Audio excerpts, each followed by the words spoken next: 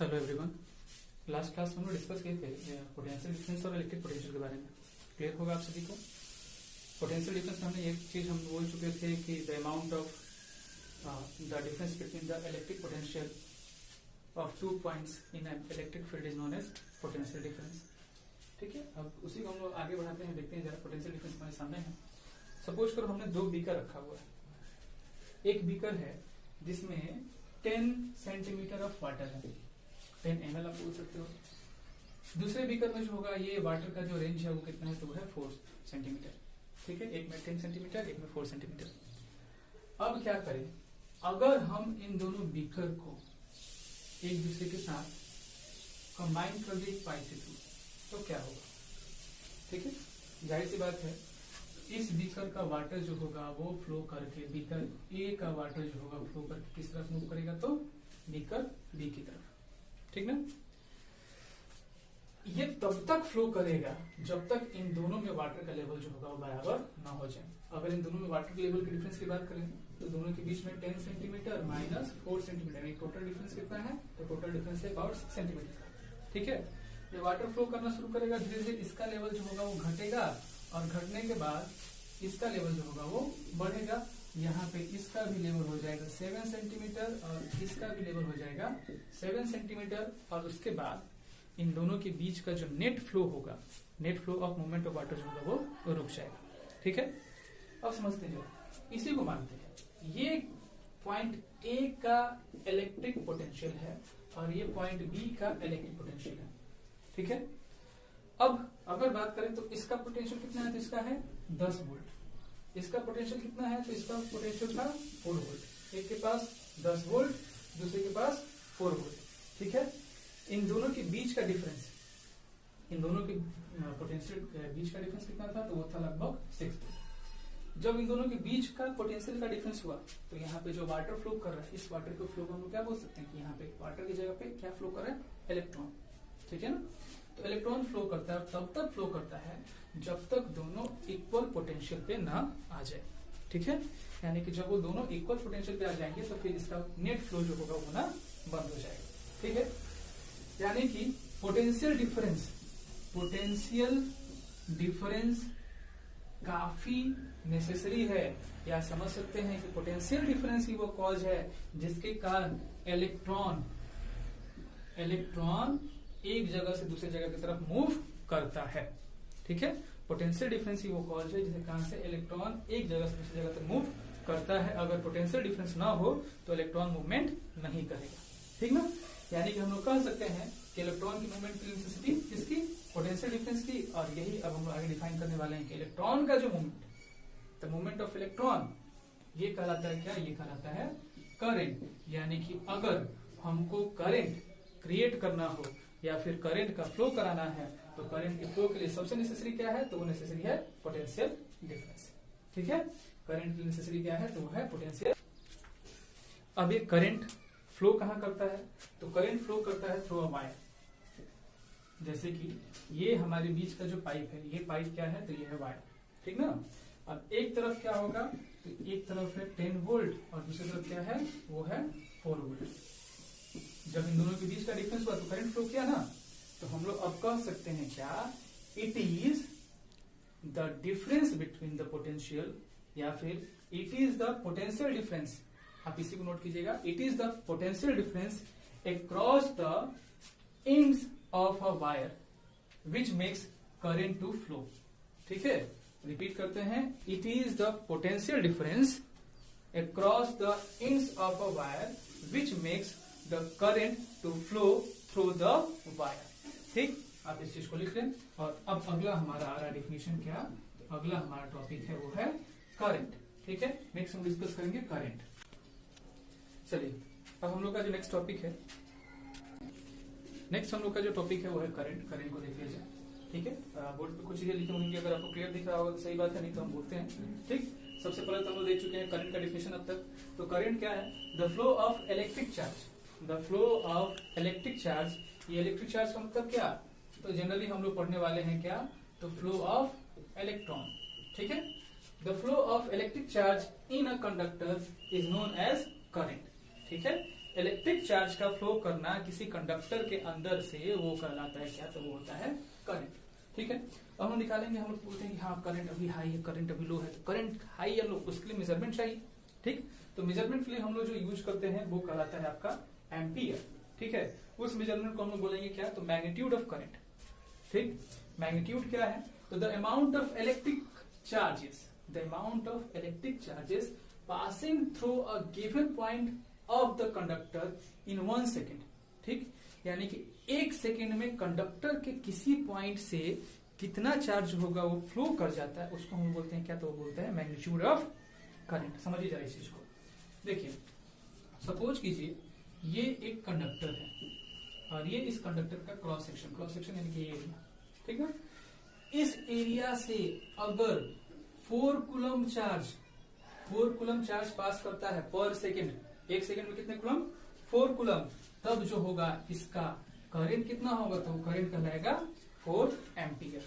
ठीक है, अगर यहां से 16 कूलम चार्ज पास किया, 16 कूलम चार्ज पास किया 2 सेकेंड में, सपोज कीजिए 16 कूलम 2 सेकेंड में, ठीक ना, तो 1 सेकेंड में कितना कूलम पास किया होगा, तो उसके लिए हम निकाल सकते हैं क्या, 1 सेकेंड में कितना, तो 1 सेकेंड में हो गया होगा आपका 16/2 यानी कितना, तो 8 कूलम।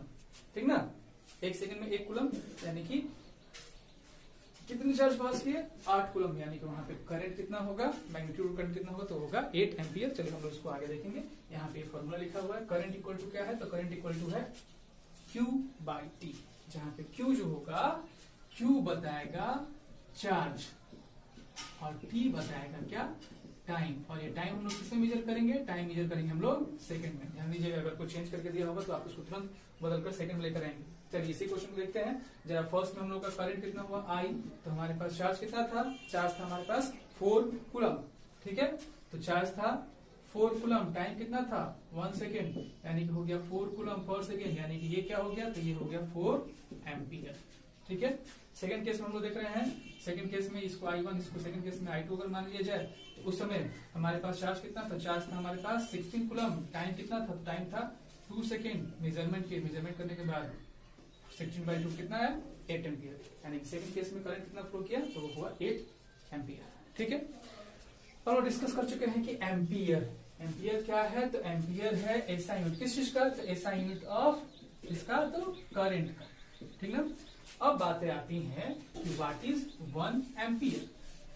ठीक है, ध्यान देना, 4 कूलम 1 सेकेंड में तो 4 एम्पियर, 16 कूलम 2 सेकेंड में तो 8 एम्पियर, यानी कि अगर हम लोग कह सकते हैं कि if 1 coulomb of charge, 1 coulomb charge pass करे कितने देर में, 1 second through cross section of conductor. ठीक है, तो उस समय जो करंट की वैल्यू क्या आएगी, तो I इक्वल टू क्या होगा, 1 कूलम पर सेकेंड आएगा, और इसको हम लोग क्या कर सकते हैं, उसको हम बोल सकते हैं वो है 1 एम्पियर। ठीक है, तो हम लोग डिफाइन कर सकते हैं व्हाट इज 1 एम्पियर। तो 1 एम्पियर क्या होगा कि if 1 coulomb of charge is passing through any cross section of a conductor in 1 second, then the current is said to be 1 ampere. ठीक है, एम्पियर एक लार्ज यूनिट है, हम लोग करंट को मेजरमेंट करने के लिए उससे छोटा यूनिट लेते हैं, उसको हम बोलेंगे मिली एम्पियर, और ये मिली एम्पियर बराबर होता है 1000 ऑफ एन एम्पियर, यानी कि हम लोग कह सकते हैं कि 1 m इक्वल टू क्या हो गया, 10⁻³ एम्पियर। ठीक है, एक छोटी सी यूनिट। ठीक, करंट को मेजर करने के लिए हम एक इंस्ट्रूमेंट का यूज करेंगे, उस इंस्ट्रूमेंट का नाम होगा एमीटर। ठीक है, इंस्ट्रूमेंट का नाम है एमीटर, और एमीटर का रेसिस्टेंस काफी लो होता है, याद रखेंगे आप इस चीज को, आगे हम लोग समझेंगे। Ammeter is always connected in series with a resistor. ठीक है, एमीटर को हम लोग कभी भी जब इलेक्ट्रिक सर्किट में हम लोग आगे जब पढ़ेंगे तो उसमें जब कनेक्ट करेंगे, तो एमीटर को हम लोग कहाँ कनेक्ट करेंगे, तो एमीटर को हम लोग कनेक्ट करेंगे सीरीज में। इसके पहले हमने पढ़ा था पोटेंशियल डिफरेंस। पोटेंशियल डिफरेंस को मेजर करने के लिए हमने जिस इंस्ट्रूमेंट का यूज किए थे उसका नाम था क्या, तो उसका नाम था वोल्ट मीटर। ठीक है, और वोल्ट मीटर को हम लोग कहाँ पे कनेक्ट करते हैं, तो हम लोग कनेक्ट करते हैं पैरेलल में। ठीक है, ध्यान दीजिएगा, वोल्ट मीटर कनेक्ट होता है पैरेलल में, एमीटर कनेक्ट होता है सीरीज में। ठीक है, एमीटर सीरीज में क्यों कनेक्ट होता है, because ammeter has very low resistance. ठीक है, whereas voltmeter has high resistance, so it is connected in parallel with the resistor in an electric circuit.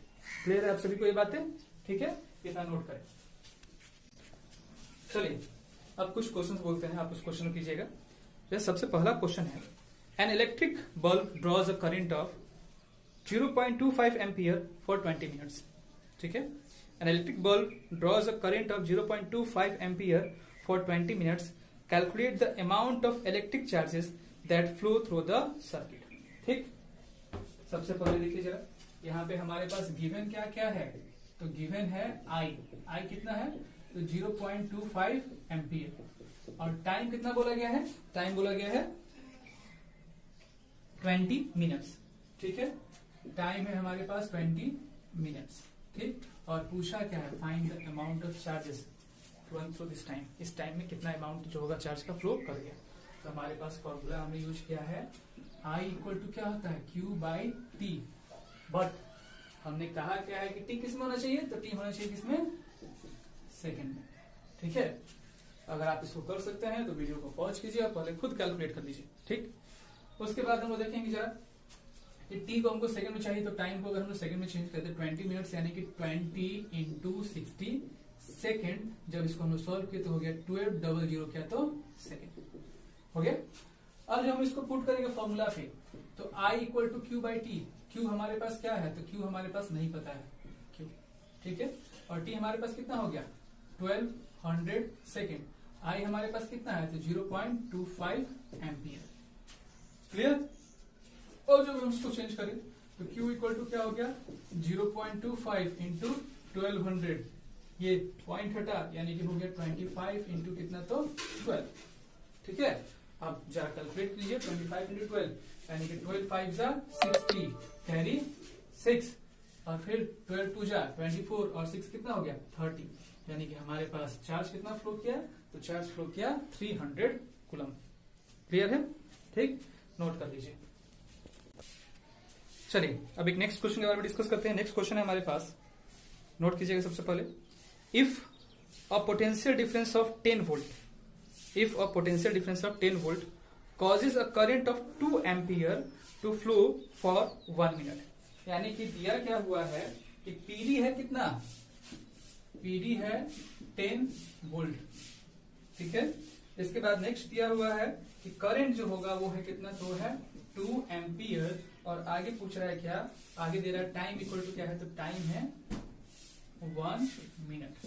ठीक है, क्वेश्चन अब इसमें से पूछ रहा है कि how much energy is transferred, how much energy, energy कितना ट्रांसफर हुआ, ध्यान दीजिए क्वेश्चन है energy, how much energy is transferred, यानी पूछ रहा है एनर्जी इक्वल टू 1। ठीक है, एनर्जी, एनर्जी इसका मतलब क्या है, एनर्जी को हम लोग क्या बोलते हैं, amount of work done, plus sign में पढ़ चुके हैं आप लोग, यानी कि ये पूछ रहा है क्या, एनर्जी की अगर हम लोग बात करें तो एनर्जी के बदले में क्या पूछ रहा है, तो पूछ रहा है वर्क डन, ये अगर निकाले तो एनर्जी निकल जाएगा। ठीक है, अब आगे देखिए जरा, वर्क डन के लिए फॉर्मूला तो हम लोग पढ़े थे, पीडी का एक फॉर्मूला क्या होता है, तो पीडी इक्वल टू होता है वर्क डन बाय क्या, तो चार्ज मूव्ड। ठीक है, यानी कि वर्क डन के लिए हमको, वर्क डन के लिए क्या होगा, तो वर्क डन इक्वल टू क्या हो जाएगा, ये हो गया पीडी इंटू क्यू, क्यू यानी क्या, चार्ज, यही फॉर्मूला था ना, डब्ल्यू इक्वल टू भी इंटू क्या, तो क्यू। ठीक, हमारे क्वेश्चन में हमारे पास जो भी चीजें अवेलेबल थे, पीडी 10 वोल्ट, आई 2 एम्पियर, टाइम 1 मिनट, और पूछा एनर्जी इक्वल टू व्हाट, तो सबसे पहले हम लोग फॉर्मूला यूज कर रहे हैं पोटेंशियल डिफरेंस वाला, यानी कि डब्ल्यू इक्वल टू हो गया भी इंटू क्यू। ठीक है, तो इसके हिसाब से W की वैल्यू यानी कि एनर्जी की वैल्यू निकल जाएगी V इंटू क्यू, और हमारे पास दूसरा अवेलेबल है formula I equal to Q by T, तो Q जो होगा, Q की वैल्यू आ जाएगी, हो जाएगी I इंटू टी। अभी हम अगर दोनों को कंबाइन करें तो कंबाइन करने के बाद हमारे एक नया फॉर्मूला बन के आता है W इक्वल टू क्या हो गया, तो W इक्वल टू हो गया V इंटू आई इंटू क्या, तो टी, क्योंकि ये I और T मिलकर क्या बना रहे हैं, ये बना रहे हैं Q। ठीक है, तो अब हमारे पास वर्क डन इक्वल टू क्या हो गया, तो वर्क डन इक्वल टू उसकी वैल्यू हम लोग निकाल रहे हैं, V हमारे पास है 10 वोल्ट, I हमारे पास है 2 एम्पियर, और टाइम हमारे पास 1 मिनट, 1 मिनट यानी कि हाउ मच सेकेंड, 1 मिनट यानी कि 60 सेकेंड। जब हम लोग सबको सॉल्व किए तो 20 इंटू 60 वर्क डन का एनर्जी यूनिट वो होता है जूल, और जब हम लोग सॉल्व किए तो ये हो रहा है 60 इंटू 20 यानी कि 1200 जूल, हमारा आंसर हो गया 1200 जूल। क्लियर है, तो अब आप सभी कोई इन सभी जो भी चीजें अब तक पढ़ाई गई हैं उन सबको आप डिफिनेशन याद कर लेंगे, सबको नोट कर लेंगे, और जहां से भी आपको न्यूमेरिकल्स मिलते हैं इन सब के बेसिस पे उन सभी न्यूमेरिकल्स को जो होगा वो आप बना लेंगे। ठीक है, नेक्स्ट क्लासेस में हम लोग आगे की वीडियो देखेंगे। Thank you.